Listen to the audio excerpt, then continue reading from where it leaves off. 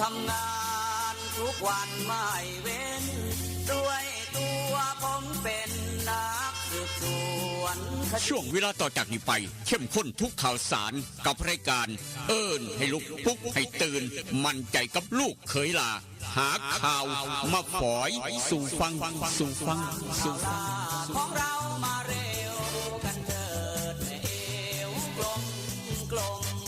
ข่าวใหม่ๆสดใสทุกตอนโปรดรับฟังบางอ่อนข่าวร้อนๆของผมเกิดเป็นผู้หญิงนี่แสนลำบากใจจริงๆนะเธออ้าวทำไมล่ะเธอก็อย่างที่ฉันเป็นอยู่เดี๋ยวนี้แหละปวดท้องน้อยปวดบั้นเอวทรมานจริงๆซื้อกาโน่หน่อยค่ะซื้อกาโน่นะครับซื้อกาโน่นะคะจะต้องรีบไปซื้อมาแล้วล่ะกาโน่จำชื่อกาโน่คนรุ่นใหม่ใช้กาโน่ยาน้ำว่านชักมดลูกกาโน่จัดจำหน่ายโดยบริษัทเวชภัณฑ์ยากาโน่ป๊อกซอฟตี้เครื่องหมายการค้าตรามือรับเหรียญทองยกสุดท้ายยาป๊อกกล่องสีเขียวตรามือรับเหรียญทองใช้บรรเทาการปวดเมื่อยตามกล้ามเนื้อเคล็ดขัดยอกยาป๊อกน้ำมันยาป๊อกกล่องสีเขียวตรามือรับเหรียญทองบรรเทาการปวดเมื่อยเคล็ดขัดยอกมีจำหน่ายตามร้านขายยาทั่วไปโรคฤทธิ์ดุมทวารหนักเป็นแล้วทรมานเริ่มต้นจากมีอาการคันบริเวณขอบรูทวารและมีอาการปวดท่วงทวารหนักถ้าปล่อยไว้นานอาจมีแผลเป็นรูปกลีบมะเฟืองและเป็นหน่อคล้ายเดือยไก่มีเลือดไหลซึมถ้าเป็นมากจะถ่ายออกมาเป็นเลือด3 ก๊กมาแล้วยาเม็ดบรรเทาฤทธิ์ดวงทวารหนักตรา3 ก๊กยาเม็ดบรรเทาฤทธิ์ดวงทวารหนัก3 ก๊กกราฟ500ชนิดแคปซูลจัดจำหน่ายโดยบริษัทเวชภัณฑ์ยากาโน่ป๊อกซอฟตี้จำกัดเครื่องหมายการค้าตรามือรับเหรียญทองกล่องละ350 บาทมีจำหน่ายตามร้านขายยาชั้นนำทั่วไป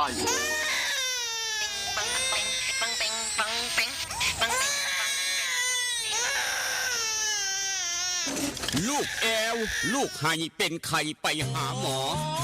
ช่วยด้วยช่วยหน่อยคุณหมอไปคลินิกนายแพทย์จามิกรหรือว่าหมอดอดใจดีตั้งอยู่ตรงข้ามตลาดสดสีช่องใหม่ไปมาหาง่ายตรวจรักษาโรคทั่วไปเด็กผู้ใหญ่ผู้สูงอายุความดันเบาหวานตรวจน้ำตาลในเลือดโรคทางเดินอาหารทางเดินหายใจปวดกล้ามเนื้อคอกระดูกเสื่อมมีวิตามินบำรุงผิวบำรุงร่างกายบริการส่งตรวจเอ็กซเรย์คอมพิวเตอร์ตรวจคลื่นแม่เหล็กไฟฟ้าไปคลินิกนายแพทย์จามิกรอยู่ตรงข้ามนาตลาดสีช่องใหม่ตรวจดีมีมาตรฐานบริการเหมือนญาติพี่น้องเปิดบริการสู้มือต้องไปหาหมอดอดใจดีสอบถามได้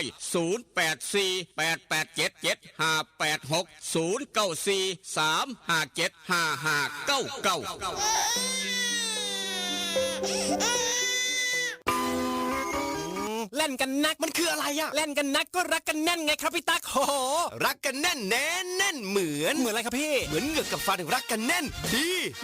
ใช่ก็ยาสีฟันสมุนไพรตราหมอจุฬาวันนี้ยิ่งมั่นใจปรับโฉมใหม่แต่รสชาติแน่นเหมือนเดิมด้วยสมุนไพร5 ชนิดให้รักกันแน่นดีแบบนี้เล่นกันนักรักกันแน่นยาสีฟันสมุนไพรตราหมอจุฬาโฉมใหม่เยี่ยมยามถามข่าวว่าเวียกว่างานขอต้อนรับด้วยกาแฟฮ้อนหอมคนละจอก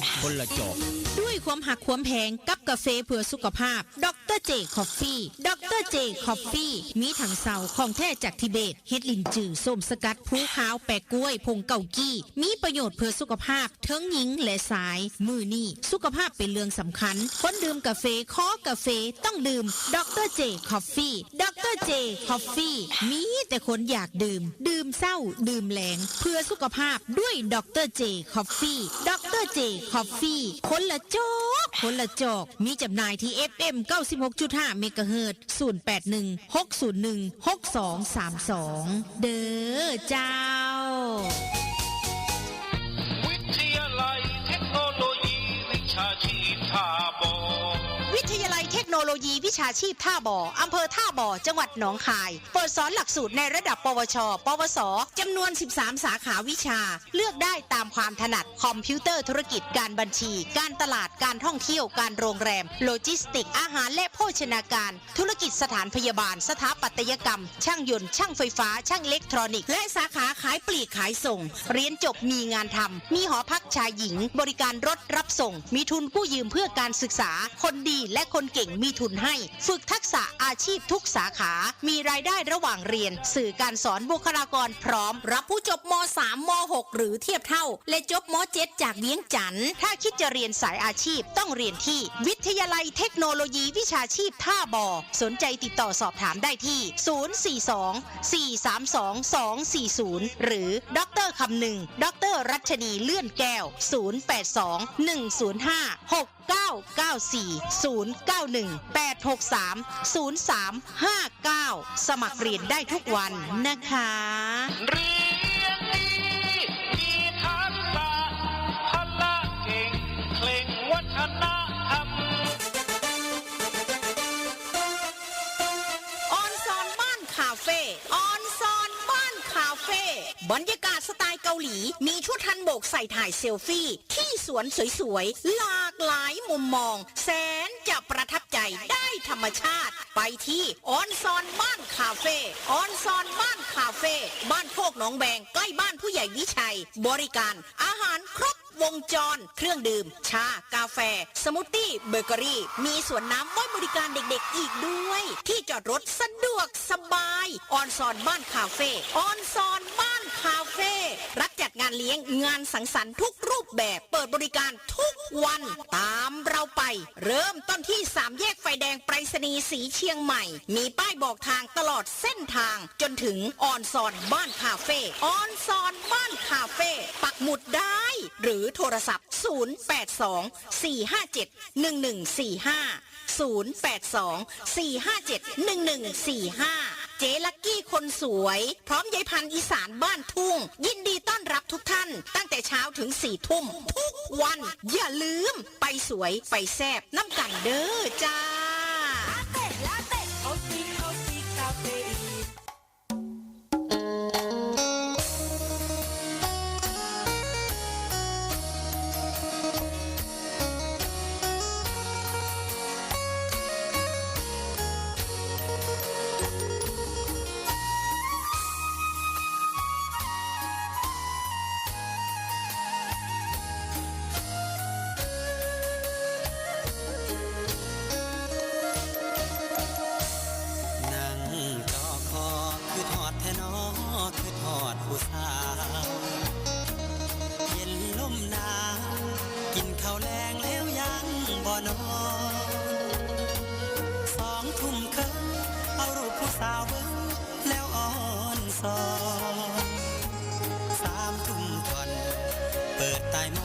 จดหมายมานั่งโกโซขึ้นหอดพะโลเฝ้าแต่รำพึงหอดตีหนึ่งเฝ้าคิดถึงคำเคยเว้ากันตี2คล้อยเขียนจดหมายน้อยไปถึงคราตี3ผ่านอ่านทบทวนแล้วเขียนใหม่อีกทีคิดฮอดอีหลีเพราะอ้ายนี้บ่เคยหักใครคิดฮอดหลายเพราะขวัญใจเจ้าคือชีวีคิดฮอดสิเป็นสิตายเพราะห่างไกลกันนานเป็นปีคิดฮอดทุกวินาทีลมหนาววีอ้ายแห่งคิดฮอดแนั่งส่งลงหลับบ่ลงกระวนกระวายตี5เลยไปย้อนคิดหลายสายตาอย่างแข็งหนาวเย็นจ้อยลมวอยวอยคิดฮอดแห้งแห้ง6 โมงเช้าตะเวนแดงแดงคิดฮอดคำแพงจนสอดแจงจางตาอย่านอนตื่นสายอย่าอายทำกินอย่ามีเงินหน่อย อย่าคอยวาสนา สุขสบายมันเสมอมันเครือเก่าครับผู้ขาลูกเคยลานามนคนทำข่าวกลับมาเว้านำผู้เจ้าดังเดิมได้เวลาสำเนียงแม่ตูเตรียมพร้อมเรียบร้อยได้เสื้อกันหนาวใส่เสื้อกันฝนครับถ้าอย่ามองสเลดพังพรสวมหน้ากากกันไม่ใส่แมสอย่าชะล่าใจอย่าประมาทป้องกันที่PM 2.5ป้องกันโรคภัยไข้เจ็บต่างๆครับหอบเอาข้าวเท่าหันซ้อนใจได้ขาทุกเทกย่างโปกเป๊กโปกเป๊กลมจิตตมมาพร้อมท่ามกลางอุณหภูมิเศร้ามื้อนี้ครับอย่าลืมน้ำขวดน้อยมานำพร้อมนี่เด้อน้ำขวดน้อยครับ27องศา27องศาเซลเซียสมองใดฝนตกมองใดฝนตกลิ้นครับรายงานกันเข้ามาจนน้อยโอกาสฝนตกยามมื้อเช้าเดี๋ยวนี้25%ครับทาง96.5คึมฝนยังบ่ตกแต่ว่ามื้อคืนฝนตกแต่ว่าโอกาสฝนตกยังมาเศร้าบางจุดบางมองใดฝนตกครับมองใดฝนตกลิ้นรายงานกันเข้ามาจนน้อยเป็นกรมอุตุนิน้อย45%ครับเดี๋ยวนี้ฝนตกประมาณ45%ประมาณ7 โมงเช้าแต่ว่าช่วงประมาณ9 โมงเป็นต้นไป25%เบิดมื้อไปจนฮอดตีหนึ่งโอกาสฝนตกแห้ง45%ทอกับเดี๋ยวนี้ครับพี่น้องเวียงจันทร์สีชมัยเหลียวเห็นกันอุณหภูมิทอกันฝนตกซ้ำกันทุกอย่างทุกแนวซ้ำกันเบิดนี่คือเวียงจันทร์สีชมัยครับเหลียวเห็นกันพร้อมอากาศทอกันอุณหภูมิทอกันฝนตกซ้ำกันแต่ละมือประมาณนั้นเอามาเว้าสู่กันฟังครับกับรายการเอิญให้ลุกปลุกให้ตื่นทาง96.5เสียงจากบ้านหม้อแดนสยามลูกขลาและงานโตอย่างเป็นทางการครับมาพร้อมกับยาสีฟันหมอจุฬากาแฟดร.เจอยากได้ยาสีฟันหมอจุฬากาแฟดร.เจครับพี่น้องเวียงจันทร์ไปเอาโยฮันขายยาใสสะอาดตลาดแรงหนองดวงแต่ว่าอยากได้เวชภัณฑ์ยากาโนปอกซอฟตี้จำกัดกาโนปอกขวัญใจคนเฮ็ดเวียกหนักแบกไม่ง่ายขอนสบู่ซอฟตี้อาบน้ำยามใดใส่สบู่ซอฟตี้เหงื่อไหลไข้ย่อยจะได้สบายใจพร้อมอีกต่างหากสำหรับคนกินสุกๆดิบๆกินก้อยกินลาบอย่าลืมยาทายพยาธิไวโซนิก3 คำจำไม่แม่นยาทายพยาธิยาขาพยาธิไวโซนิกเป็นลินสีดวงทวารเป็นไม้เป็นเกาเป็นน้อยเป็นหลายยามองขาม3 กกดาบ500แบบแคปซูลกินง่ายทุกร้านขายยาทั้งเวียงจันทร์มีขายครับนี่คือเวชภัณฑ์ยากาโนปอกซอบเตรียมกัดพี่น้องหูจักดีเป็นยังอยู่คู่กับไทยเฮาเจ้าข่อยมาเกือบ50 ปีแล้วครับเกือบ50 ปีแล้วครับอยู่มาโดนแล้วเวชภัณฑ์ยากาโนผู้ใดก็หูจักนอกจากนั้นครับอยากได้คำจักเสียนแหวนวงน้อยวงใหญ่พอปูแม่ญาติเตรียมมัดแขนลูกไผ่พอเฒ่าไม่เฒ่าเตรียมมัดแขนเอาลูกเขยอยากได้คำจักเสียนน้อยเสียนใหญ่แหวนวงน้อยวงใหญ่ไปเอาได้โยฮันขายคำแม่กล่องแพงคำผิว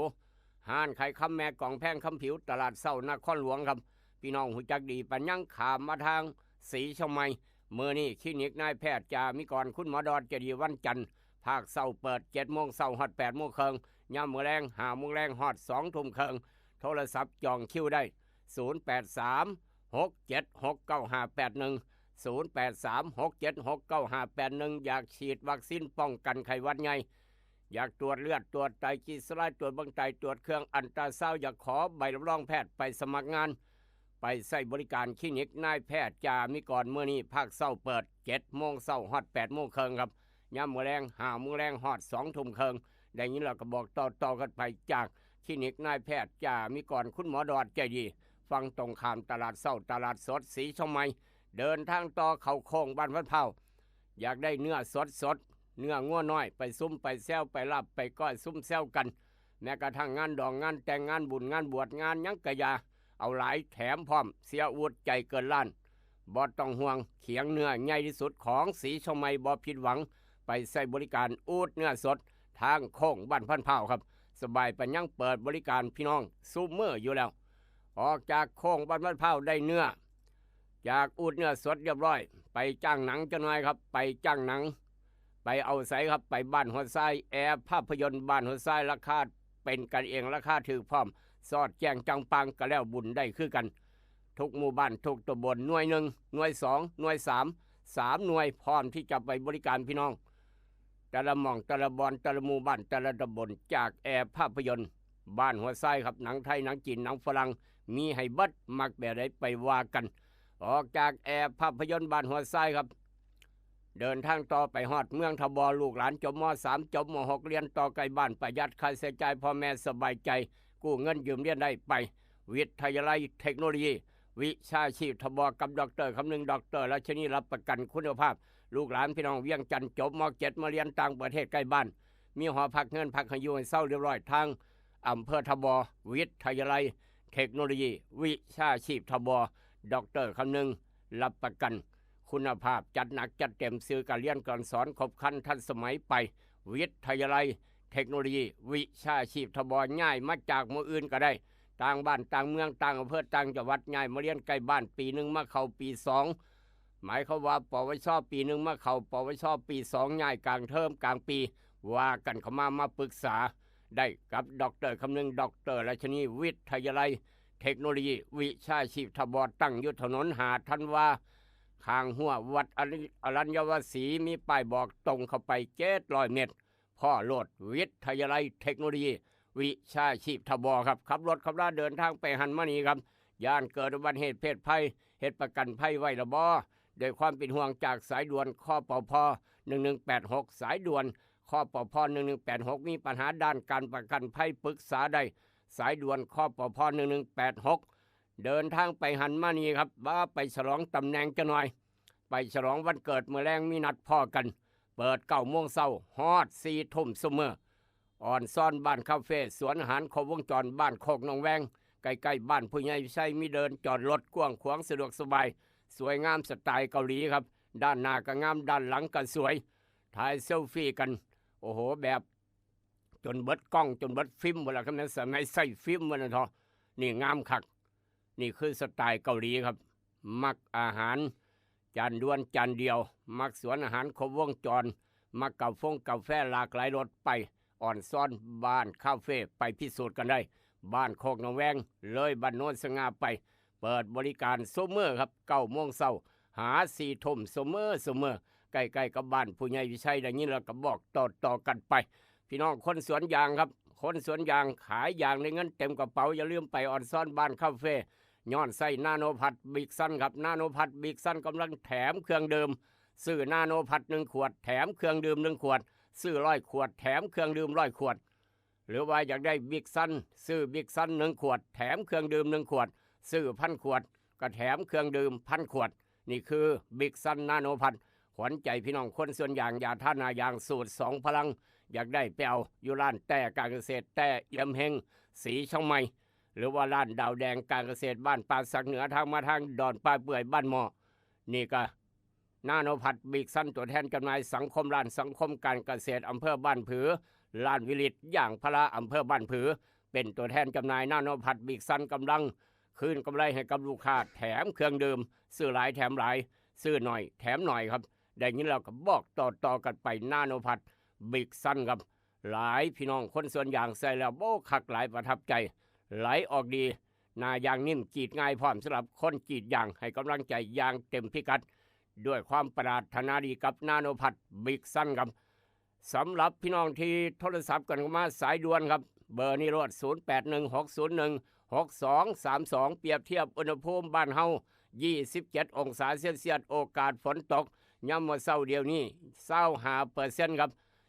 25%ฝนตกลิ้นบางจุดบางมองตกบางมองบ่ตกแต่ว่าเบิดมื้อประมาณ25%ครับรอบดึก45% 7 โมงเช้า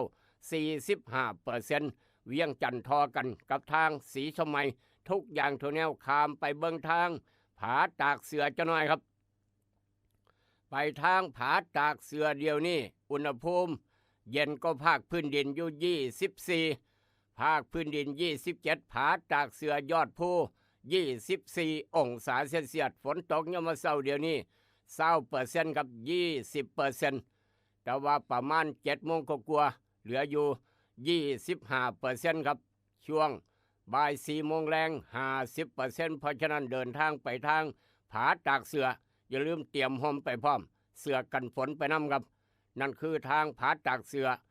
24 องศาผู้เรือว่าจะได้ครับผาตากเสือผู้เรือยอดผู้คือกันผู้เรือจังหวัดเลยครับ อุณหภูมิทอกัน24องศาเซนเซียสโอกาสฝนตกยามมื้อเช้าเดี๋ยวนี้ทางผู้เรือครับ15%แต่ว่า7โมงเป็นต้นไปประมาณ25% 40%เดี๋ยวสลับสับเปลี่ยนรอบดึก4 ทุ่ม 75%ครับเพราะฉะนั้นเดินทางไปทางผู้เรือจังบ่เลยเตรียมห่มไปพร้อมเตรียมเสื้อกันฝนไปนํครับนี่คือสภาพดินฟ้าอากาศทางผู้เรือผาจากเสือบ้านเฮาไปทางญี่ปุ่นจะหน่อยไปทางญี่ปุ่นมองผู้ใหญ่วิชัยอยากไปพักผ่อนหย่อนใจอยู่ญี่ปุ่นไปหากินอาหารญี่ปุ่นเป็นหยังเฮาเพิ่นว่าโอ้ยกินอยู่แถวอ่อนซ่อนบ้านคาเฟ่ก็ได้ดอกผู้ใหญ่วิชัยครับผู้ใหญ่ใสบ่ได้ไปมื้อนี้ยากเวียกมื้อนี้เวียกใหญ่ครับเวียกใหญ่ผู้ใหญ่ใสดีใจกับพี่น้องทางป่าสักใต้หมู่4ครับได้ผู้ใหญ่บ้านบ่ถูกใจคักเพิ่นว่าโทรศัพท์มาเว้ากับลูกเคยลาโอ้ยสมดีคักได้ผู้ใหญ่บ้านดีนี่ดูแลหมู่บ้านบ่มีแมคโครก็ไปขอความช่วยเหลือจากพุ่นโครงการห้วยม่วงครับมื้อนี้เพิ่นจะเอาแมคโครมาซอยด้วยนี่มาซอยหื้อปลาหื้อผักตบผักจอกต้นไม้ใหญ่ออกจากห้วยคลองอินครับออกจากคลองอิน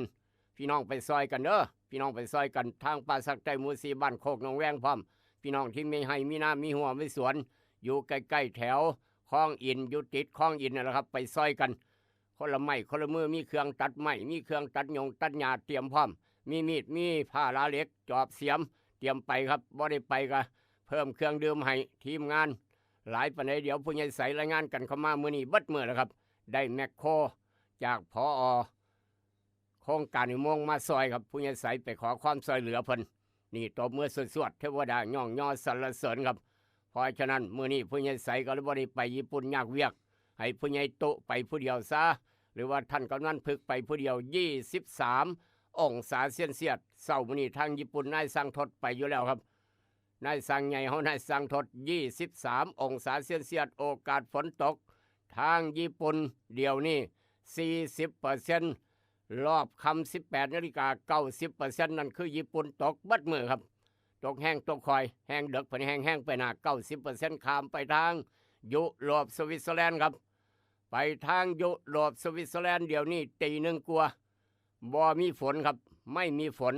13องศาเซนเซียสหนาวเย็นจ้อยๆผู้ยิมวนบ้านฝาง99 ปีบวก8แห้งหนาวเติมแห้งหนาวแห้งเย็นนี่คือทางยุโรปสวิตเซอร์แลนด์ทางญี่ปุ่นทางบ้านเฮา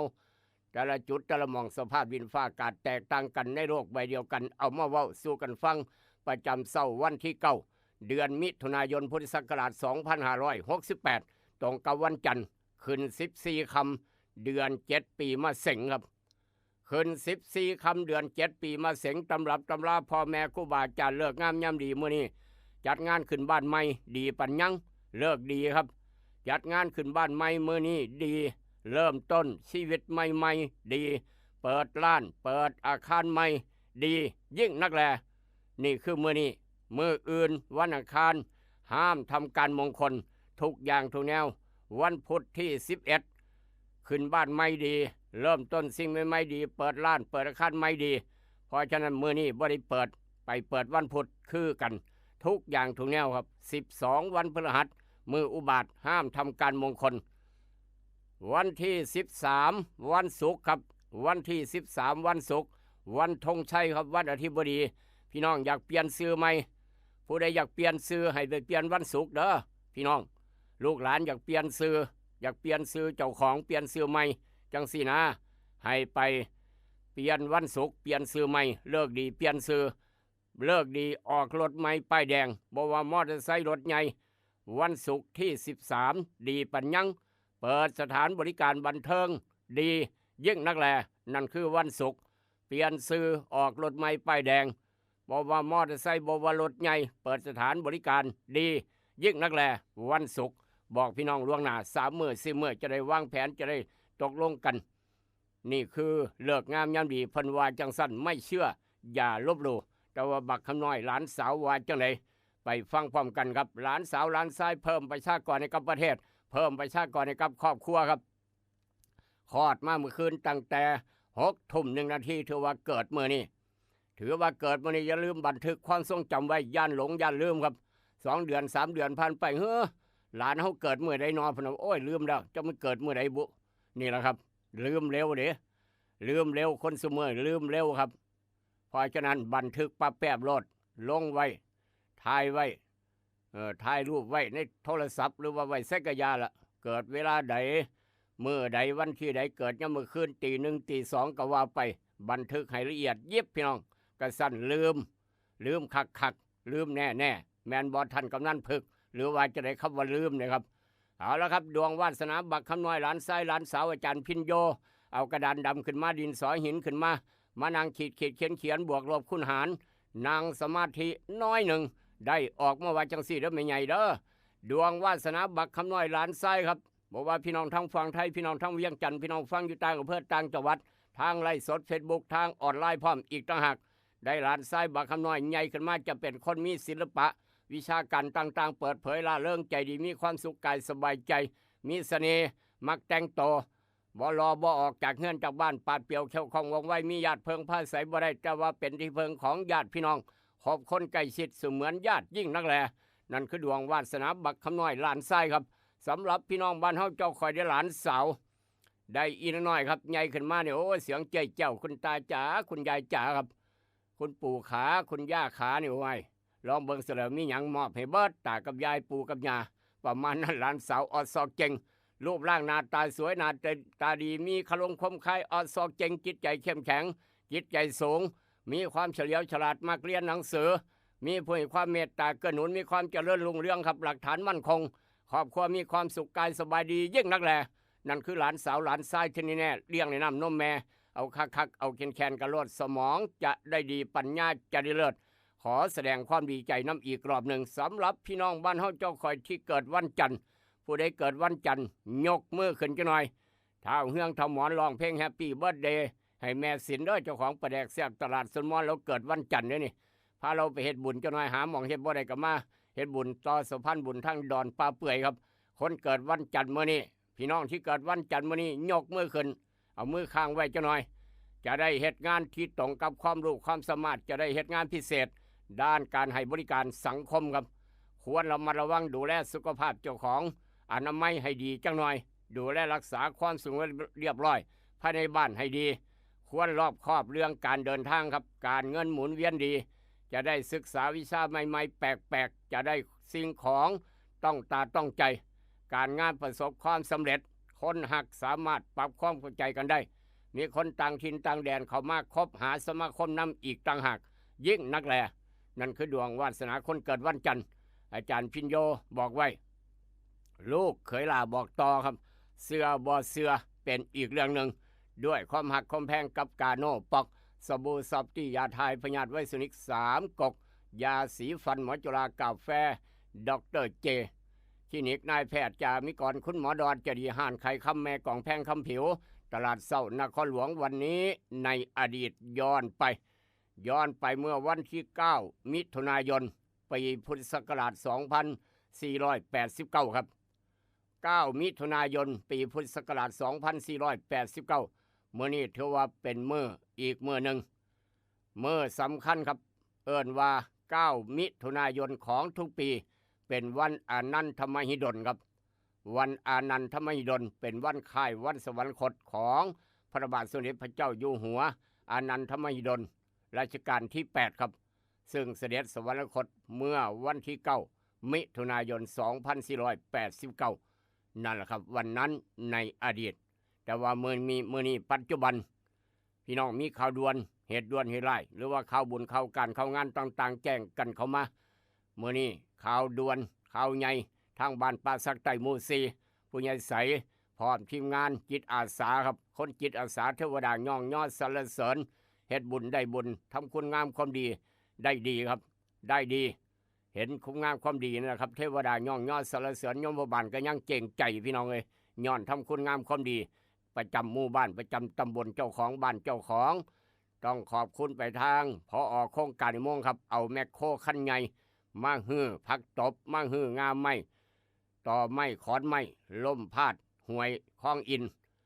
ให้น้ำไหลสะดวกน้ำจะบ่ท่วมบ่ขังครับให้หน้าสะโทคางห้วยคลองอินจะได้สะดวกสบายให้ห่วงเพราะฉะนั้นพี่น้องมีหน้าอยู่ใกล้บอกว่าทางบ้านโคกนงแวงบ้านนาบงบ้านป่าสักใต้หมู่9ไปซอยกันเด้อพี่น้องเอ้ย มีอุปกรณ์ในการตัดไม้มีอุปกรณ์ในการทำความสะอาดต่างๆครับอาหารการกินบ่ต้องห่วงผู้ใหญ่ใสเตรียมพร้อมแล้วอาหารการกินบ่ต้องห่วงน้ำดื่มบ่ต้องห่วงพี่น้องเพิ่นบ่ได้ไปพอตัวมีใหญ่ซอยอย่างเต็มพิกัดมื้อนี้ต้องแล้วผู้ใหญ่ใสว่าต้องเอาให้แล้วไปตั้งแต่เช้ากินข้าวเช้าจะออกไปทันทีครับนี่คือข่าวใหญ่ทางบ้านป่าสักใต้ร่วมด้วยช่วยกันจิตอาสาพัฒนาหมู่บ้านพัฒนาคลองอินนำกันครับจะได้อยู่เย็นเป็นสุขน้ำบ่ท่วมบ่ขังพี่น้องคนมีนาอยู่ใกล้ก็ต้องไปซอยกันต้องไปซอยกันครับนี่คือผู้ใหญ่ใสพร้อมพี่น้องบ้านป่าสักใต้หมู่ซีหลังจากพักผ่อนหย่อนใจไป3 มื้อ 4 มื้อมื้อนี้จะได้ไปซอยกันแมคโครจะเดินทางมาจากโครงการนิมงท่านผู้ในการเพิ่นได้เอามาให้ครับเอามาให้มาซอยเหลือพี่น้องทางบ้านป่าสักใต้หมู่ซีทุกหมู่บ้านที่มีนาอยู่แถวคลองอินเว้าแค่นี้เข้าใจเอาได้บุญได้กุศลน้องกันเบิดสุขคนครับขออนุญาตเดินทางต่อขอบุญขอบคุณยพ่อผู้ใหญ่บ้านยแม่กำนันกำลังเปิดดังๆให้พี่น้องฟังรายการให้ลูกปุ๊กเตือนหลายหมู่บ้านน้องกันครับผู้ใหญ่สกายบ้านเสียวเปิดดังฟังชัดเจนน้องเมืองน้อยจิตอาสาเปิดดังฟังชัดเจนครับเต็มทงให้ทงหน้าท่านกำนันพึกบ้านพัดเผาตู้ถึงอปพลดีเด่นเปิดดังฟังชัดเจนผู้ใหญ่ตุบ้านโนนสง่าเปิดดังรัศกันกับผู้ใหญ่วิชัยบ้านโคกหนองแวงครับผู้ใหญ่ใสบ้านป่าสักใต้หมู่ซีพร้อมอบตสกลค้นโคกธรรมนี่กำลังเปิดตลอดเปิดเป็นประจำครับขอบุญขอบคุณอีกท่านหนึ่งพี่น้องทางตำบลบ้านเดือ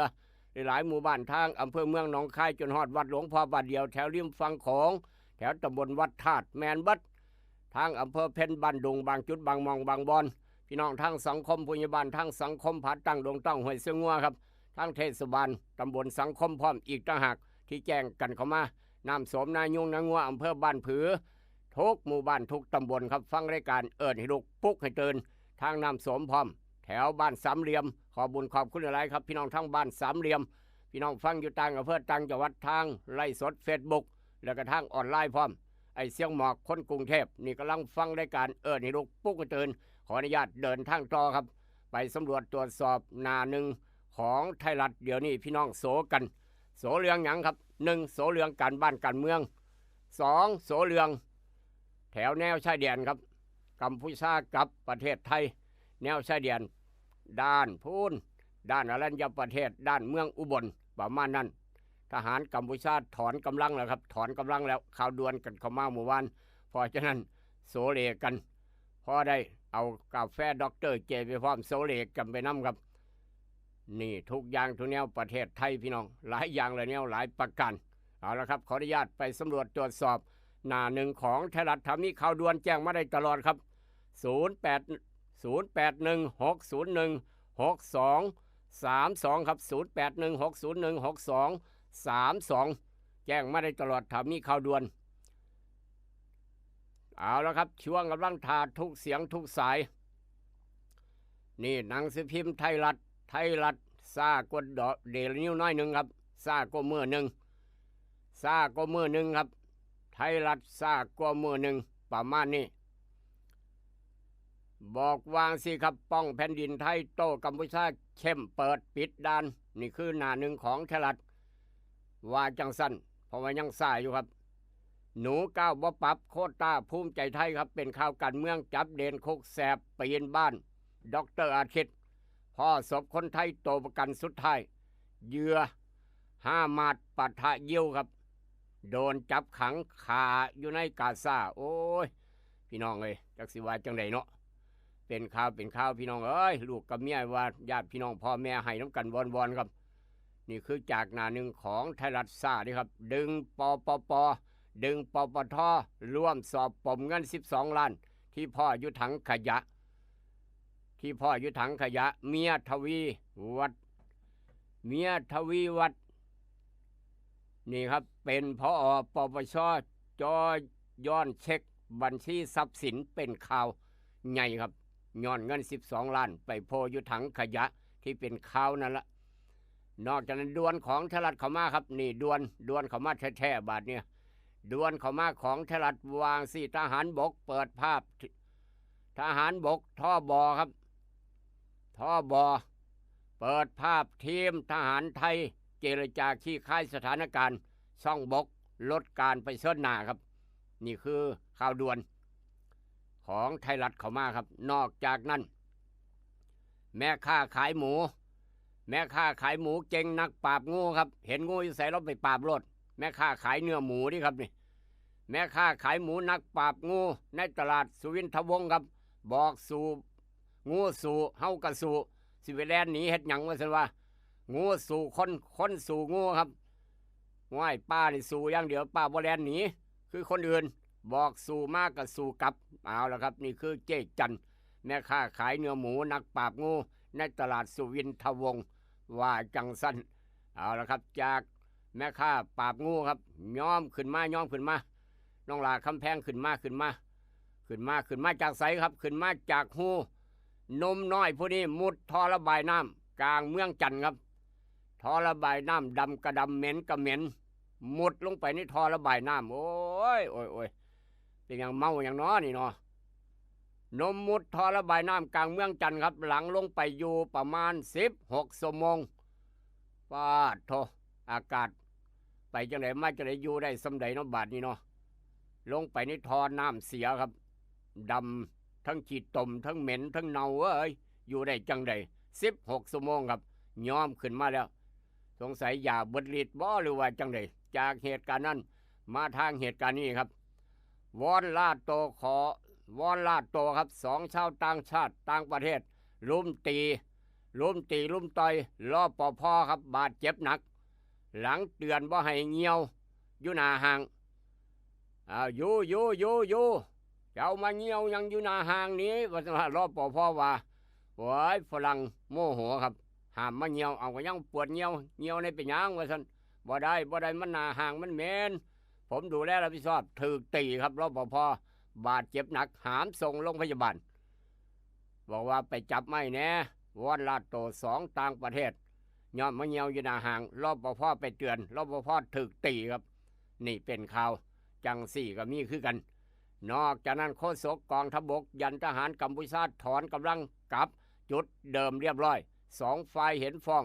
2ฝ่ายทั้งไทยทั้งกัมพูชาครับเห็น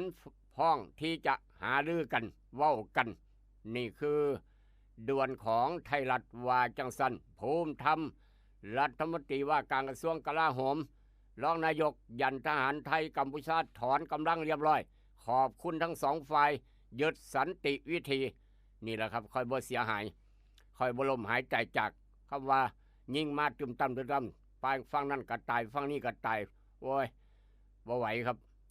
บ่อยากตายจักคนบ่มีผู้ใดอยากตายเพราะฉะนั้นยึดสันติวิธีนี่ถือว่าถูกต้องที่สุดพี่น้องเอ้ยตบมือให้กำลังใจทั้ง2ฝ่ายครับถอนกำลังออกถอนกำลังกลับหม่องเก่าหม่องเดิมนั่นแหละถูกต้องถ้ายิ่งกันคากันโอ้ยบ่คุ้มค่าครับลีโตนสงสารจากด่วนของไทยรัฐครับมาทางหน้าหนึ่งของเดลินิวเศร้ามื้อนี้ครับหน้าหนึ่งของเดลินิวว่าจังไดหน้าหนึ่งเดลินิวครับหุ้นเส้นน็อตหลุดโวยไทยคนอดตายเอาจริงปิดด่านชายแดนแม่ทัพภาค2เพิ่มทหารตัดไฟซ้ำเขมรทยอยถอนกำลังพ้นเรียบร้อยถอยแล้วครับถอยดีกว่าถอยดีกว่าร้องเพลงถอยดีกว่านอกจากนั้นโฆษกสาธารณสุขโตดุตุนสอบหมอครับเป็นสิทธิตามกฎหมายมีโทษผิดวิชาชีพเป็นข่าวโดนจับปรับอ้วมซิ่งโดนจับยงพ่อปรับอ้วมพร้อมย้อนขี่มอเตอร์ไซค์บ่ได้ใส่หมวกกันน็อกลดอุบัติเหตุ 100% ครับสยบตาย3ศพ2 ชั่วโมงครับซิ่งบ่มีหมวกกันน็อกปากว่าตาย3 ศพใน2 ชั่วโมงโดนจับยงพ่อถูกปรับอ้วมพร้อมเพราะฉะนั้นพี่น้องลูกหลานไปใส่ไม่ใส่บ้านเฮาเด้ออย่าลืมหมวกกันน็อกทั้งคนขี่ทั้งคนซ้อนมอเตอร์ไซค์กันสั่นถูกปรับถูกจับอ้วมอรไทยครับตะลึงโรงงานปาล์มบึ้มปริศนาอ้างม.1 พังครับ DSI อายัดในคดีทุจริตสหกรณ์เป็นข่าว กรอบต่อไปครับของเดี๋ยวนี้สารพิษบ่กระทบคุกเชียงรายครับราชทัณฑ์โลแจง 4,000 ผู้ต้องขังยังบ่มีผู้ใดป่วย เกี่ยวกับสารพิษอยู่ในคุกทางจังหวัดเชียงรายครับเป็นข่าวนอกจากนั้นตบสาวมือว่านสุดยอดแห่งความมันครับตบสาววอลเลย์สาวไทยตบสุดยอดถล่มฝรั่งเศสแบบสะใจครับเป็นข่าวมืออื่นอย่าลืมเบิงฟุตบอลไทยพร้อมให้กำลังใจทีมชาติไทยครับเขารอบเอเชียนคัพแนะจับตาเจ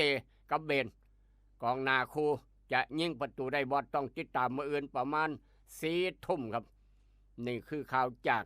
หน้าหนึ่งของไทยรัฐเดลินิวส์ซัมนี่อันใดดีมีประโยชน์นำไปคิดนำไปใส่อันใดบ่ดีไปทิมลงแม่น้ำโขงครับถ้าพี่น้องมีข่าวด่วนกันแจ้งกันมากรอบร่องกรอบย่อย 4,000 ผู้ต้องขังปลอดภัยดีกองสารพิษได้ชี้แจงคุกเชียงรายงัด3 มาตรการเข้มไล่กันบ่มีกันนอกอ้วมถึกจับถึกปรับหนักทันทีครับลดเหตุร้ายให้ผู้ขี่มอเตอร์ไซค์ปี67ตายหลาย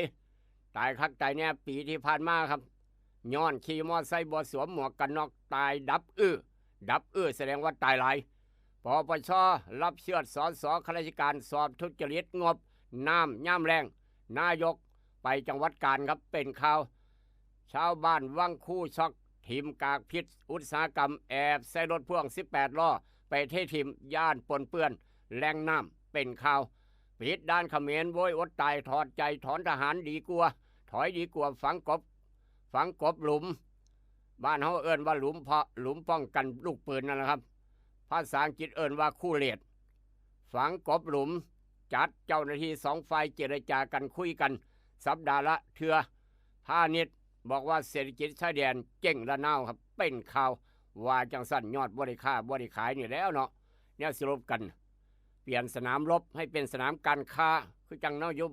นโยบายของนายกชาติชายครับผมจะเปลี่ยนสนามรบเป็นสนามการค้านั่นแหละครับสินค้าคือคักต้องแบบนั้นบ่ต้องมาลบมาลามาขาฟันกันพี่น้องบ้านติดกันปานเฮือนติดกันนั่นละหัวติดกันผิดเถียงกันมีความสุขบ่พี่น้องเอ้ยเฮือนติดกันนี่ครับหัวติดกันพร้อมผิดเถียงกันถามว่ามีความสุขอยู่ในคุ้มเจ้าของบ่อันนี้คือกันเปลี่ยนสนามรบเป็นสนามการค้า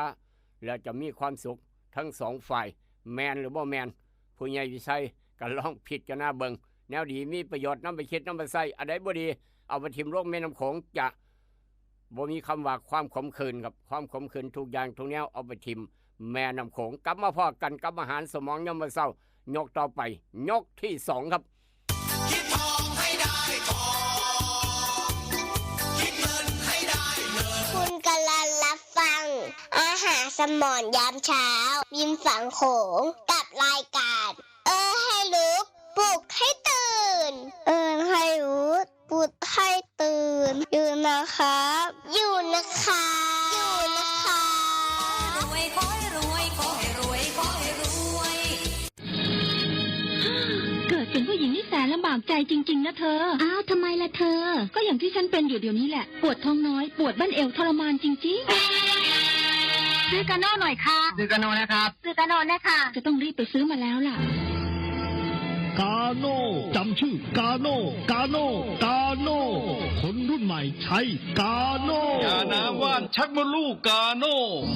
จัดจำหน่ายโดยบริษัทเวชภัณฑ์ยากาโน่ป๊อกซอฟตี้เครื่องหมายการค้าตรามือรับเหรียญทองยกสุดท้ายยาป๊อกกล่องสีเขียวตรามือรับเหรียญทองใช้บรรเทาการปวดเมื่อยตามกล้ามเนื้อเคล็ดขัดยอกยาป๊อกน้ำมันยาป๊อกกล่องสีเขียวตรามือรับเหรียญทองบรรเทาการปวดเมื่อยเคล็ดขัดยอกมีจำหน่ายตามร้านขายยาทั่วไปโรคฤทธิ์ดุมทวารหนักเป็นแล้วทรมานเริ่มต้นจากมีอาการคันบริเวณขอบรูทวารและมีอาการปวดท่วงทวารหนักถ้าปล่อยไว้นานอาจมีแผลเป็นรูปกลีบมะเฟืองและเป็นหน่อคล้ายเลื่อยไก่มีเลือดไหลซึมถ้าเป็นมากจะถ่ายออกมาเป็นเลือด สามก๊กมาแล้วยาเม็ดบรรเทาฤทธิ์สีดวงทวารหนักตราสามก๊กยาเม็ดบรรเทาฤทธิ์สีดวงทวารหนัก 3 ก๊กราม500 ชนิดแคปซูลจัดจำหน่ายโดยบริษัทเวชภัณฑ์ยากาโน่ฟ็อกซอฟตี้จำกัดเครื่องหมายการค้าตรามือรับเหรียญทองกล่องละ350 บาทมีจำหน่ายตามร้านขายยาชั้นนำทั่วไป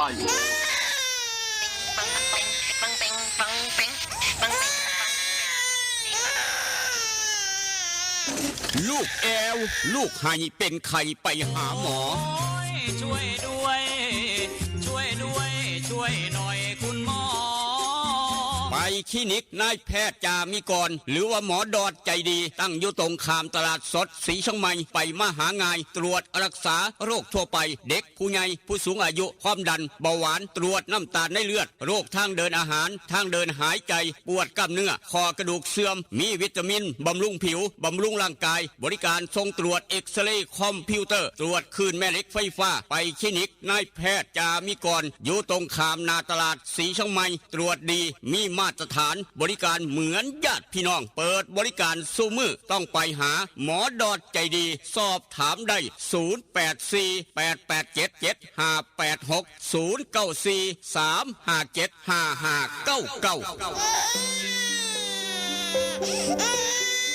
จึงยอมถอดแหวนที่แม่เคยสวมนิ้วให้ มั่นแฟนด้วยแหวนแม่เพราะเป็นคำแท้ๆ100%มีใบหับประกันจากห้างกล่องแพงคำผิวนครหลวงเวียงจันทร์แม่แล้วคันได้คำจากห้างไข่คำกล่องแพงคำผิวบว่าสร้อยข้อคำสร้อยแขนแหวนตุ้มหูหูประพันธ์ถูกสนิทลวดลายงามหลากหลายทุกทานมั่นใจ100%อยู่ตลาดเศร้าม2สั้น2ห้อง36หน้าลิดห้างไข่คำกล่องแพงคำผิวห้างไข่คำกล่องแพงคำผิวยังหับซื้อขายแลกเปลี่ยนคำได้ราคาสูงทึกใจนอกจากนั้นยังหับออกแบบคำตีคำตามแบบตามสั่งที่ลูกค้าต้องการห้านขายคำกล่องแพงคำผิวมีเครื่องกวดเซ็กคำที่มาตรฐานคำทุกเส้นจึงผ่านการกวดสอบลูกค้ามั่นใจอยากได้คำแลกเปลี่ยนคำไปห้านกล่องแพงคำผิวแล้วจะบอผิดหวังอยู่ตลาดเศร้าม2สั้น2ห้อง36หน้าลิฟต์เห็นง่ายสอบถามปรึกษาได้021214555509012พอกล่องแพงแม่คำผิวหับห้องคุณภาพกับคำทุกเส้นเด้อเจ้า เพื่อนแท้ชาวสวนยางมาแล้วนาโนพลัสยาทาหน้ายางสูตร2พ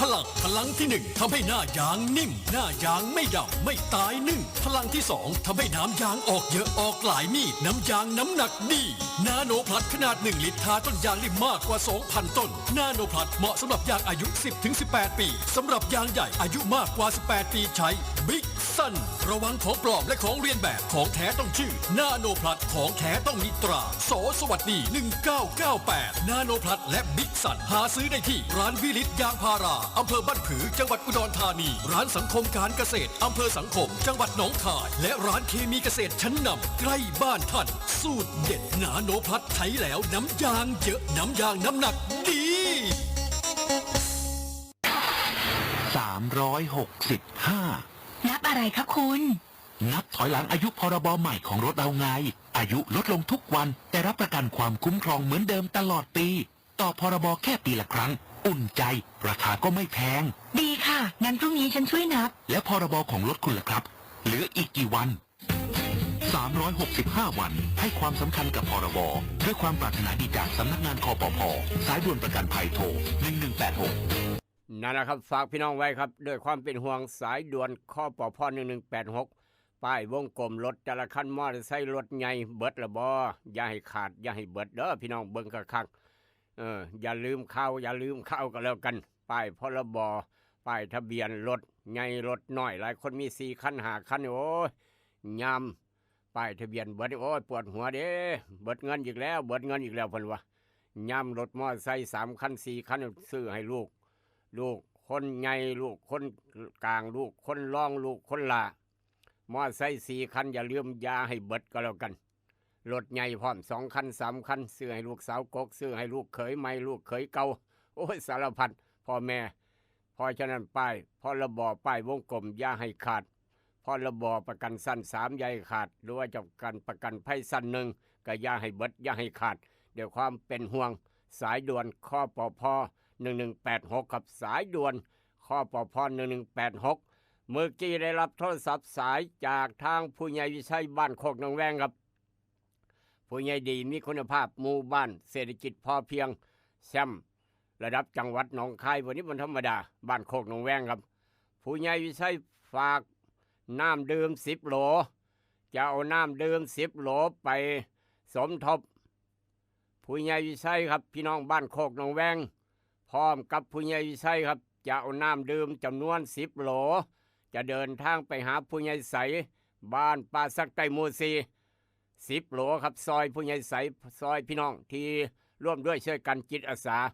ผู้ใหญ่วิชัยก็เลยบอกว่าผมจะเอาน้ำดื่ม10 โหลอีกจักหน่อยรายการผ่านไปจบนี่ละจะเดินทางไปหาผู้ใหญ่ใสเอาน้ำดื่มไปให้สมทบในการพัฒนาคลองอินมือนี้ตอนเศร้านี่คือผู้ใหญ่วิชัยฝากผ่านรายการอนุโมทนาสาธุ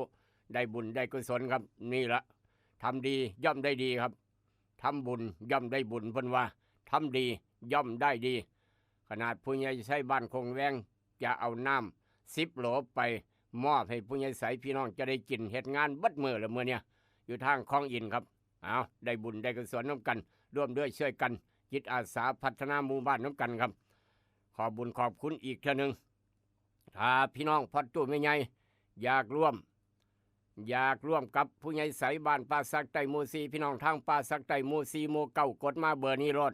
กดมาเบอร์นี้ครับพี่น้องเพิ่นจะได้หูจัก0816016232สำหรับพี่น้องอยากไปหาคลินิกนายแพทย์จามิกรคุณหมอดอดใจดีครับเบอร์โทรจองคิวเบอร์นี้รถ0836769581มื้อนี้วันจันทร์คุณหมอดอดเปิดตามปกติภาคเช้าเปิดภาคแรงเปิดโทรจองคิว0836769581ครับ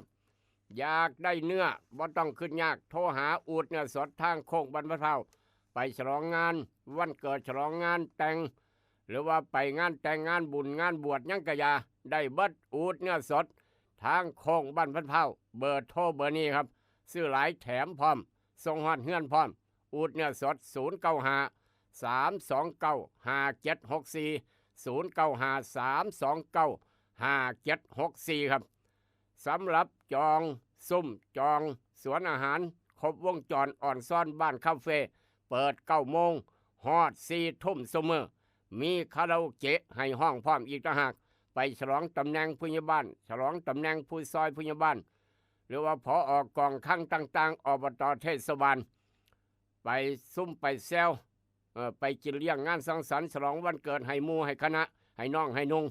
พร้อมทีมงานครับไปอ่อนซ่อนบ้านคาเฟ่มือแรงพ่อกันมีคาราโอเกะให้ห้องพร้อมหรือว่าฉลองวันเกิดอะไรก็แล้วแต่ครับครอบครัวลูกหลานวันไข้วันเกิดไปจัดงานวันเกิดให้หลานน้อยให้หลานชายก็ไปอ่อนซ่อนบ้านคาเฟ่เครื่องดื่มชากา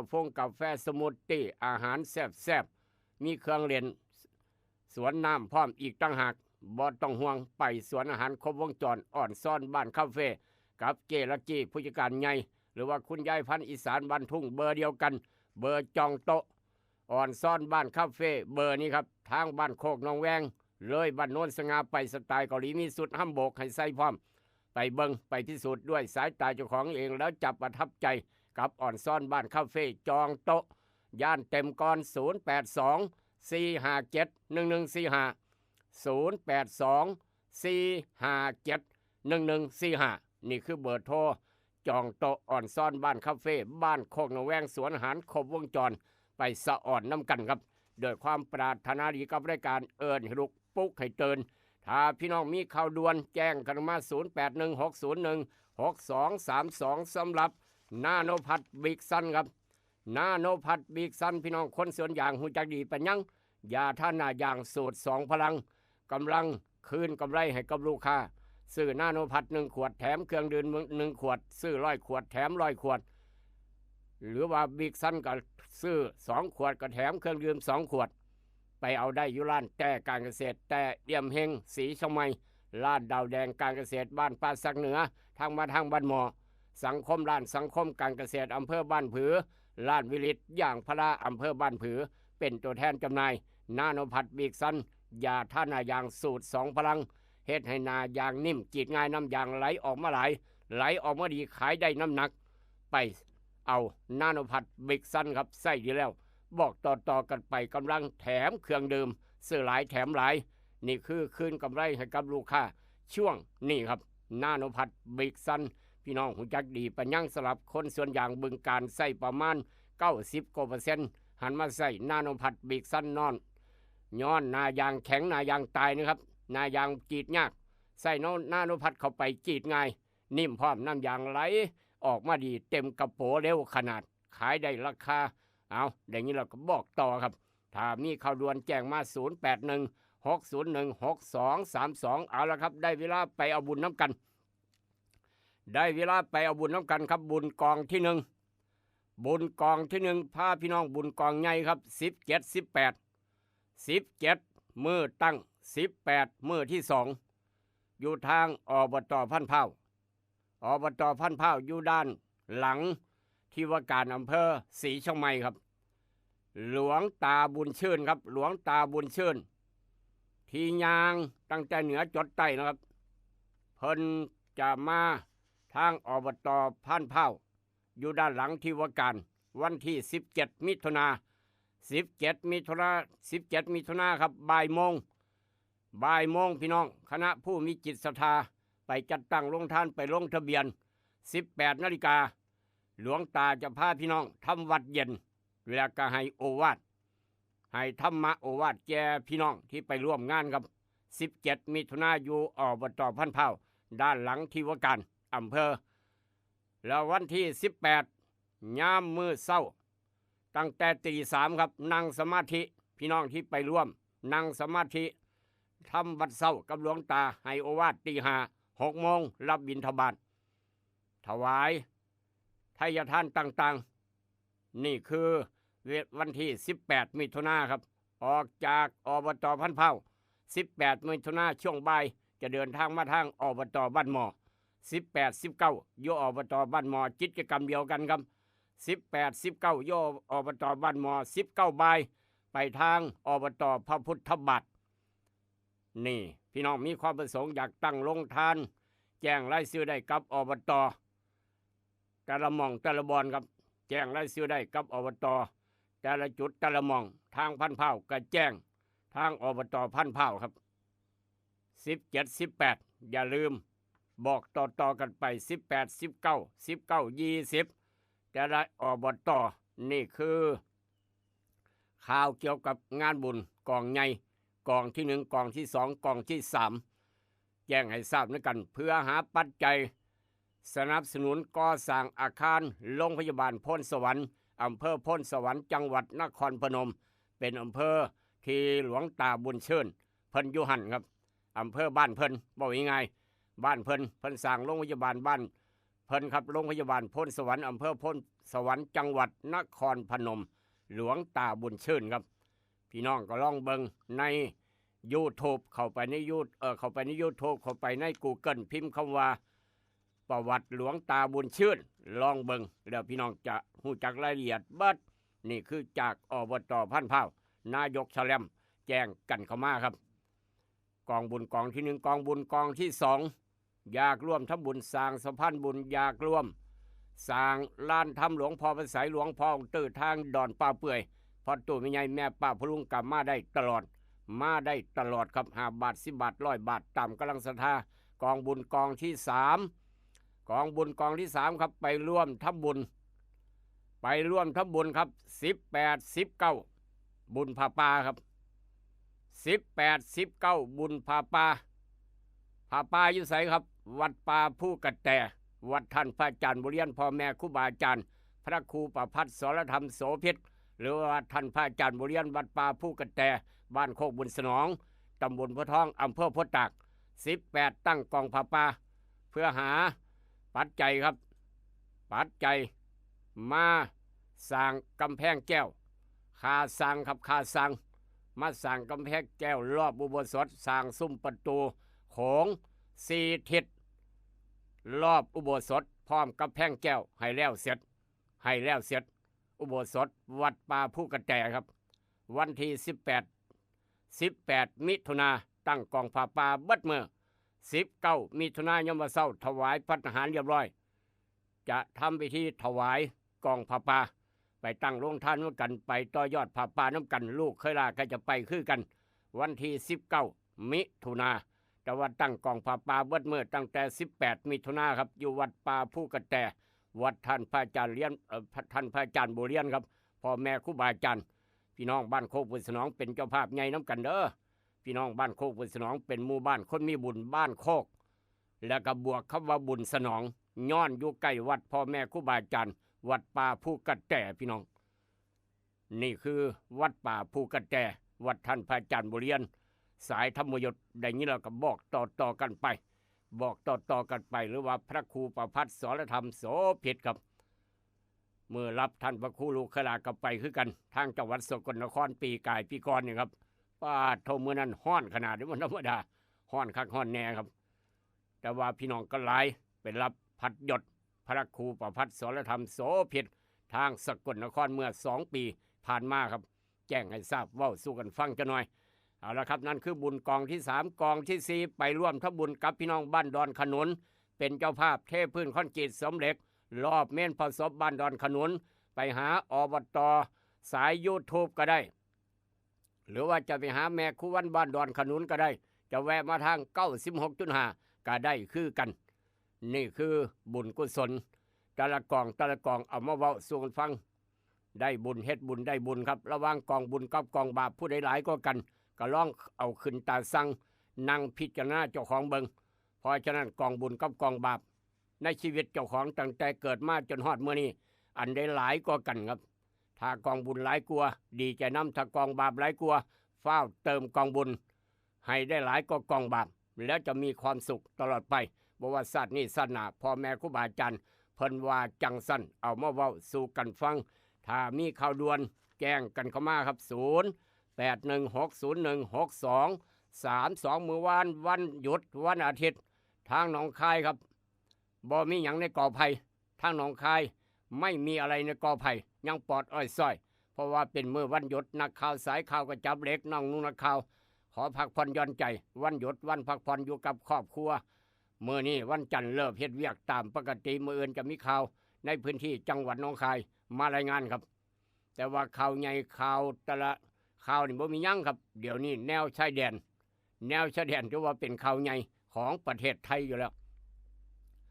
ทหารกัมพูชาครับด่วนถอนกำลังเรียบร้อยนี่ข่าวดีครับบ่มีการสู้รบบ่มีการยิงกันครับทหารกัมพูชาถอนกำลังเรียบร้อยพร้อมปิดกบหลุมต่างๆที่ขุดไว้ให้อยู่ในสภาพเก่าสภาพเดิมพร้อมจัดเจ้าหน้าที่ทหารทั้งสองฝ่ายมาเว้ากันสัปดาห์ละ1 เทื่อมาคุยกันมากินข้าวซุ่มกันสัปดาห์ละ1 ครั้งว่าซั่นว่าโอ้ยพี่น้องเอ้ยโคตรเหลือเนาะผู้ใดไปย่องให้พวกเจ้าตีกัน มีคนย่องอยู่บ่ปานสมัยเด็กน้อยเด้แม่นบ่ผู้ใหญ่วิชัยเอารถระวังโตเจ้ากับผู้นั้นผู้ใดแพ้ผู้ใดชนะเพิ่นว่าย่องให้คนตีกันครับจะเป็นคักกันยังวะจะมาเว้ากันคุยกันสัปดาห์ละเทื่อมากินข้าวซุ่มกันครับนี่จะได้ตกลงกันเอาติดตามตอนต่อไปเว้าภาษาง่ายๆพ่อตู้แม่ตู้จะได้เข้าใจครับจากทางแนวชายแดนจากเหตุการณ์นั้นมาทางเหตุการณ์นี้ครับนี่ทางกระทรวงพาณิชย์วิเคราะห์ผลกระทบประเทศไทยกับกัมพูชาครับหลังจากปิดด่านธุรกิจย่อยตลาดนัดเริ่มชะงักเตรียมหารือร้านค้าร้านขายรับมือครับกระทรวงพาณิชย์รัฐบาลได้ทำการวิเคราะห์ผลกระทบของการปิดด่านการค้าชายแดนไทยกัมพูชาครับเมื่อวันที่8 มิถุนาก็คือเมื่อวานนี้ในด้านผลกระทบเชิงพื้นที่สำหรับด้านศุลกากรที่มีบทบาทหลักด้านอรัญญประเทศทั้งสระแก้วมีมูลค่าการค้าประมาณเป็นแสนล้านนี่ครับ 117,18 ล้านบาทคิดเป็นสัดส่วน 63% ก็กลัวตามด้วยคลองใหญ่ 29,289 ล้านบาท 16% กลัวจังหวัดจันทร์ 26,621 ล้านบาท สัดส่วน 15%ช่องจอมสุรินทร์ครับช่องจอมจังหวัดสุรินทร์หมวดท่องม้วนหูจักดี 6,084 ล้านบาทสัดส่วนนี่ 3% กลัวๆช่องสงำครับทางศรีสะเกษนี่ 1,818 ล้านบาทในการค้าการขายแต่ละปีสัดส่วนประมาณ 1% ครับมูลค่าการค้ารวมทั้งหมด 174,530 ล้านบาทเงินไหลเข้าประเทศไทยครับแต่ละปีหลายคักถ้ามีปิดปั๊บเท่านั้นล่ะมีปัญหาทันทีการค้าการขายสั่งหนักเพราะฉะนั้นภาวนาให้หักแพงตุ่มโฮมหักแพงแบ่งปันค้าขายน้ำกันม้วนเศรษฐกิจจะได้คึกคักพี่น้องจะได้มีเงินใส่แมนหรือบ่แมน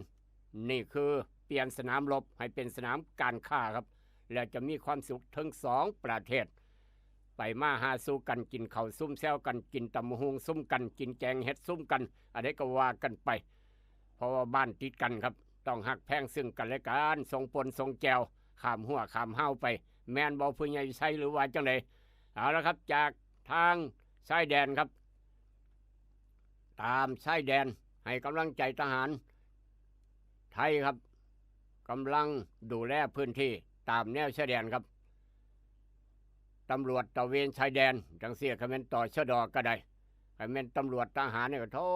ลูกหลานบ้านเฮาเจ้าข่อยก็ลองโทรศัพท์ไปถามมึงเด้อผู้ใดมีลูกมีหลานเป็นทหารครับโทรให้กำลังใจครอบครัวโทรให้กำลังใจเจ้าหน่อยฝ่ายสามีเป็นทหารภรรยากำลังตั้งท้องยกมือขึ้นบายบายเป็นความหมายว่าอ้ายไปก่อนนี่ประมาณนั้นคำเมนทหารยกมือขึ้นบายบายเมียก็ยกมือขึ้นบายบายไปนะสุดที่รักกันสิว่าไปเพราะว่าอ้ายจะต้องไปดูแลแนวชายแดนให้กำลังใจอย่างเต็มพิกัดครับบอกว่าชายแดนมองได้กระยาจากเหตุการณ์นั้นมาทางเหตุการณ์นี้ครับโอ้ยบัดจิตใจนี่เนาะอีพอเอ้ยเจ้าเมาข้างบ่หรือว่าจังไดหรือว่าหลงเศร้าสลดครับคนงานเปิดประตูลิฟต์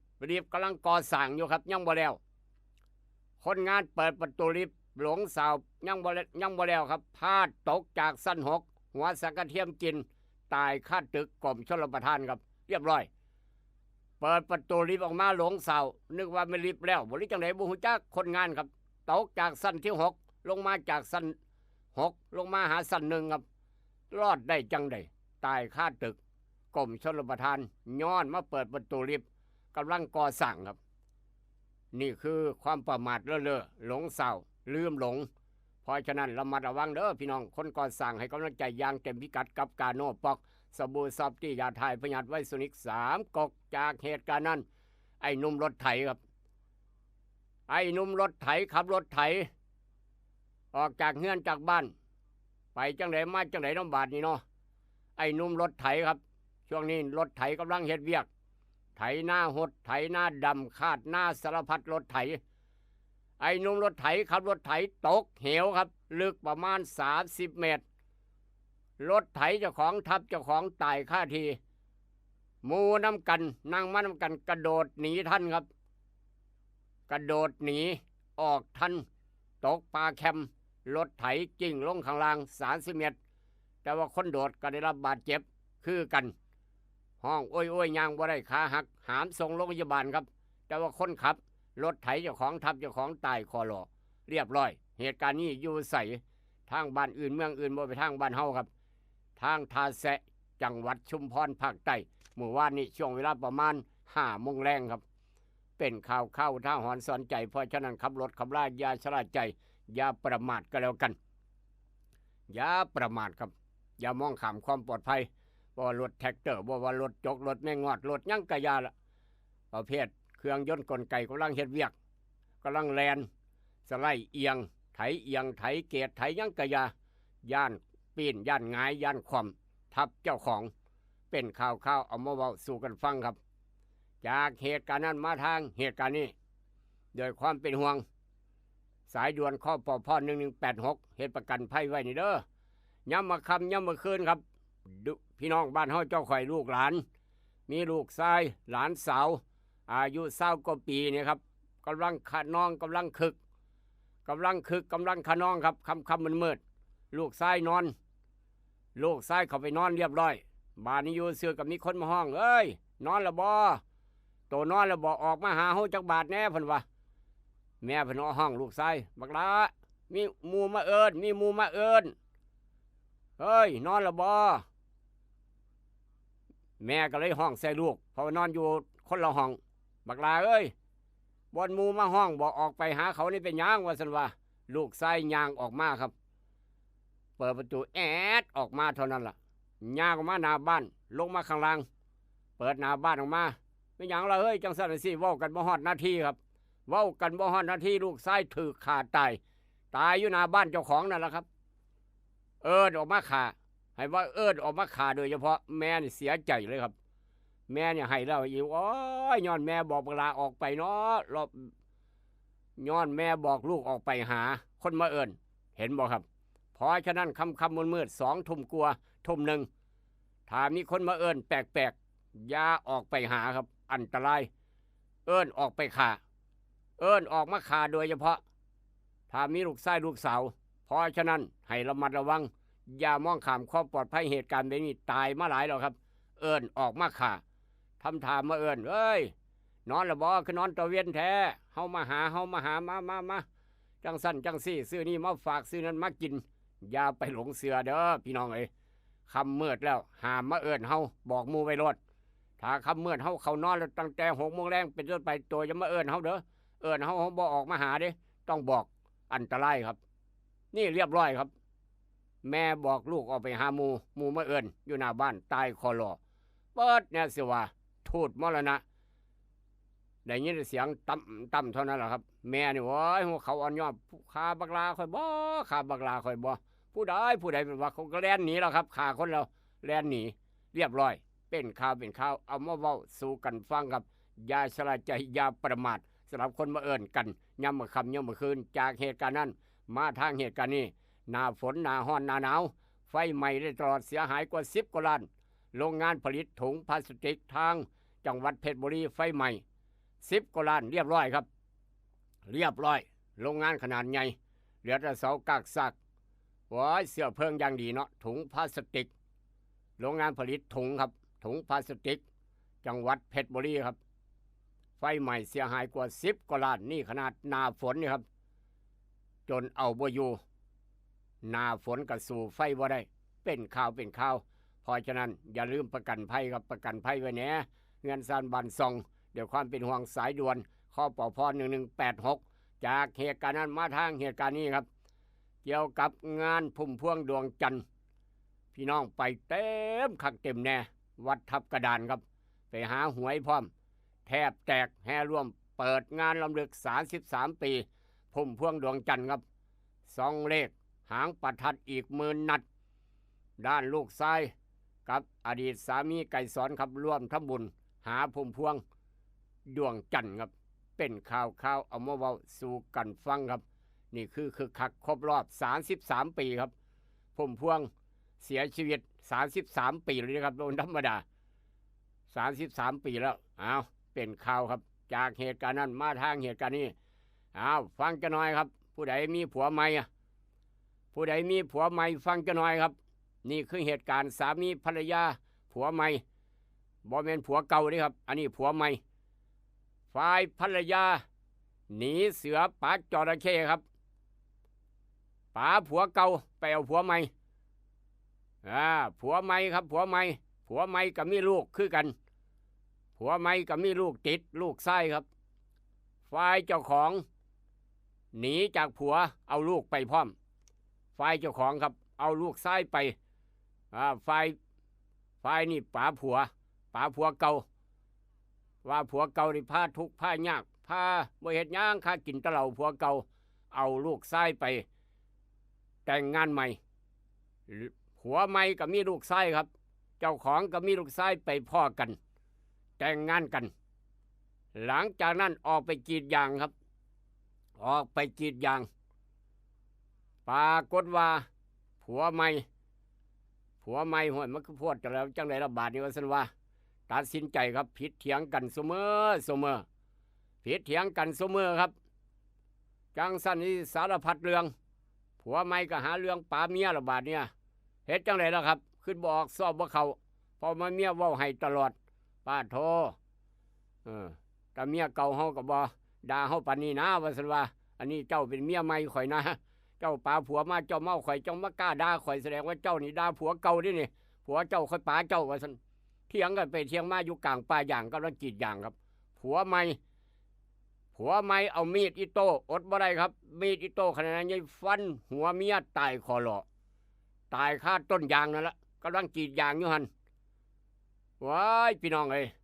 ผัวใหม่เอามีดอิโต้ฟันหัวเมียครับตายคอหล่อบาดนี่ผัวใหม่พาลูกขี่มอเตอร์ไซค์ได้ไปออดหลอดฝ่ายลูกชายที่เป็นลูกชายของแม่เจ้าของถือขาดตายครับเว้าสู่ร้อยเวียนฟังว่าโอ้แฟนใหม่เราผัวใหม่เราขาเราตัวขับว่าซั่นว่าผมก็แล่นหนีแล้วผมก็ย่านฝ่ายลูกของแม่นะครับเห็นแม่ถือผัวใหม่ขาดตายนี่แหละครับเรียบร้อยหนีเสือพ่อแข่ครับหนีเสือพ่อแข่ว่าสิไปมีความสุขกับผัวใหม่ขาดเจ้าของตายจ้อยย้อนหนีเสือไปพ่อแข่ครับเรียบร้อยเป็นข่าวระมัดระวังนี่เด้อพี่น้องเอ้ยอย่ามองข้ามความปลอดภัยก็แล้วกันหนีเสือพ่อแข่ครับหนีแข่พ่อเสือให้ระวัง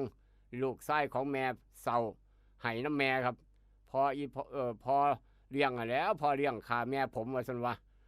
แล้วพอเลี้ยงไปไสล่ะเราพาลูกชายเราหนีแล้วเด้ขี่มอไซค์หนีออดหลอดจักไปไสแล้วครับผมก็บ่เห็นละเหตุการณ์นี้เกิดทางอำเภอสะบ้าย่อยจังหวัดสงขลาเป็นข่าวเอามาเว้าสู่กันฟังครับ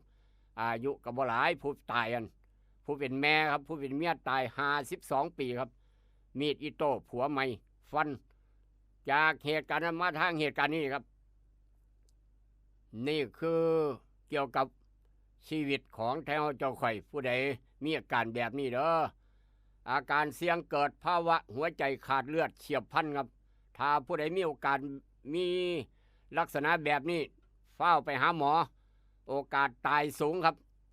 เฝ้าไปหาหมอด่วนถ้าผู้ใดมีอาการลักษณะจังซี่สังเกตเจ้าของเบิงอาการที่ควรระวังครับหัวใจขาดเลือด1เจ็บแน่นหน้าอกทันทีครับหายใจบ่ออกแน่นหน้าอกรู้สึกก็จังมีของหนักมัดทับกดหน้าอกอาการเจ็บอาจเล่าไปถึงแขนคอหรือว่ากรามบางเทื่อจุกอยู่ลิ้นปีไข้โรคกระเพาะหายใจลำบากเมื่อยง่ายแม่เฮ็ดกิจกรรมน้อยเดียวครับตำแก้วซื้อกับเมื่อยแล้วเหงื่อออกเป็นเม็ดหน้ามืดหรือว่าเบิดสตินี่ครับมักเบิดสติมักหน้ามืดเป็นประจำอยู่ซื้อโอ้ยหน้ามืดเหงื่อออกหลายตำแก้วตำปนขุดบักจกบ่พอ3เทื่อกับเมื่อยนั่งเศร้าห้ามต้องเฝ้าไปหาหมอถ้าผู้ใดมีอาการแบบนี้ย่านหัวใจขาดเลือดครับอย่าชะล่าใจอย่าประมาทเด้อพี่น้องเอ้ยถึงขั้นล้มหายตายจากพวกนี้คุณหมอเพิ่นเตือนอาการที่ควรระวังสำหรับคนหัวใจขาดเลือดจะมีอาการแบบนี้ครับบอกกันไว้เตือนกันไว้จังหน่อยเตือนลูกขลาพรเตือนพี่น้องนํจากเหตุการณ์นั้นมาทางเหตุการณ์นี้ครับทางพาณิชย์รัฐมนตรีพาณิชย์ไปเว้าไปคุยกับรัฐมนตรีต่างประเทศทางสปป.ลาวตั้งเป้าขยายการค้า2ฝ่ายปี2570ปี2570ปีนี้68 69 70อีก2ปีจะมีการค้าการขายไปมาหาสู่กันแตะ 360,000 ล้านครับ 360,000 ล้านบาทรวมแล้วประมาณนั้นจนฮอดปี70รายได้ 360,000 ล้านปาดโธหลายคักแล้วก็เกี่ยวกับยางพาราครับยางพาราพี่น้องคนสวนยางด้วยความปรารถนาดีกับนาโนพัทบิ๊กซันครับพี่น้องคนสวนยางราคายางนิ่งบ่ขึ้นบ่ลงเกิดจากหยังครับเกิดจากจีนประเทศจีนครับหลังจีนผลิต EV รถ EV ลดลงครับผิดค่าเงินบาทแข็งปวนซ้ำครับชุดแข่งขันส่งออกหลังจีนผลิต EV รถ EV ลดลงครับผิดค่าเงินบาทแข็งราคายางก็เลยนิ่งบ่ขึ้นบ่ลงประมาณนั้นเอามาเว้าสู่ฟังเกี่ยวกับสถานการณ์ยางพาราครับและกับประเทศญี่ปุ่นกับบริจาคคือกันเด้อพี่น้องต่างประเทศคนญี่ปุ่น ชายญี่ปุ่นครอบครัวคนเศรษฐีครับบริจาคทองคำ20 กิโลประเทศญี่ปุ่นครับคนญี่ปุ่นบริจาคทองคำแท่ง20 กิโลมูลค่า74 ล้านบาทเพื่อไปเฮ็ดหยังครับเพื่อไปช่วยเหลือผู้ประสบภัยผู้สูงอายุคนพิการมีหม่องอยู่หม่องเศร้าสร้างบ้านพักให้คนพิการได้อยู่ได้เศร้าทางญี่ปุ่นเพิ่นบริจาคเงินบริจาคทองคำ20 กิโลคิดเป็นเงินไทยประมาณ74 ล้านบาทไปสร้างหม่องพักให้พ่อตู่แม่ใหญ่ผู้สูงอายุแล้วก็คนพิการให้อยู่กินอย่างมีความสุขหม่องพักหม่องพิงเพิ่นว่านี่คือประเทศญี่ปุ่นกับบริจาคคือจังบ้านเฮาครับสำหรับมื้อนี้มื้อวันหยุดวันอาทิตย์เกี่ยวกับราคาทองคำราคาอย่างราคาหมากปาล์มบ่มีรายงานกันเข้ามาพยากรณ์อากาศภาคอีสานบ้านเฮามื้อนี้ครับ 6 โมงเช้ามื้อนี้ฮอด 6 โมงเช้ามื้ออื่นมีฝนฟ้าคะนองร้อยละ60ของพื้นที่แล้วก็มีฝนตกหนักบางมองบริเวณจังหวัดเลยหนองคายบึงกาฬหนองบัวลำพูอุดรสกลนครนครพนมชัยภูมิขอนแก่นเดินทางไปไสในจังหวัดที่ว่ามาเตรียมห่มไปพร้อมเตรียมเสื้อกันฝนไปน้ำของดีไม่น้อยก่อนจะจากกันสมมื้อนี้เกี่ยวกับยาสมุนไพรใกล้บ้านยาสมุนไพรใกล้โตเว้าง่ายๆเว้าปุ๊บพี่น้องหูจักปั๊บรถต้นดอกแค่ครับดอกแค่ขาวเอามาลวกเอามาแกงเอามานึ่งใส่ปูเสียปลาเสียไปยังดอกแค่ขาวกับดอกแค่แดงครับดอกแค่ขาวดอกแค่แดงเว้าปุ๊บหูจักปั๊บเปลือกต้นแค่ครับเปลือกต้นแค่เอามาแก้ต้มหรือฝนกินครับแก้โรคบิดท้องร่วงท้องเสียได้พร้อมอีกต่างหากแก้มูกเลือดแก้ท้องเดินท้องร่วงท้องเสียได้เปลือกเด้อเปลือกเอามาต้มกินน้ำครับแก้ท้องร่วงท้องเสียท้องเดินได้ดอกกับใบดอกแค่แดงแค่ขาวผู้ใหญ่ใช้หูจักดีปัญญังนี่ย่านเป็นหวัดเป็นไอครับย่านเป็นหวัดเป็นไอมีน้ำมูกออกมากินต้มดอกแค่กินใบเอาใบมากินเอาดอกแค่มากินมาลวกกินใบสดใบแค่ตำละเอียดพอแก่ซอกซ้ำและกำใจพร้อมอีกต่างหากนี่คือใบสดโอ้หลายอย่างเลยเนี่ยประโยชน์ดอกแค่แดงดอกแค่ขาวครับต้นดอกแค่มีประโยชน์ยาสมุนไพรใกล้โตยาสมุนไพรใกล้บ้านพี่น้องหูจักดีปัญญังไปแล้วครับผมลำด้วยส่งมันอยากเก็บอยากจนสวัสดีครับ พ่อแม่เฒ่าแก่แล้วสิค้างบำขี้จำนี่ละนอเพิ่นว่าเกิดเป็นคนเอาควรสร้างสังฆทานอย่าเว้นปล่อยจังงั้นตักบาตรนี่ปล่อยแทนขอบไม่ยืนทรงนี่ละนอเพิ่นว่าจงใจสร้างสถานีน้อมเสื้อพระของท่านอเนกล้นบุญคำเมื่อสิมาศรัทธาเอ่ย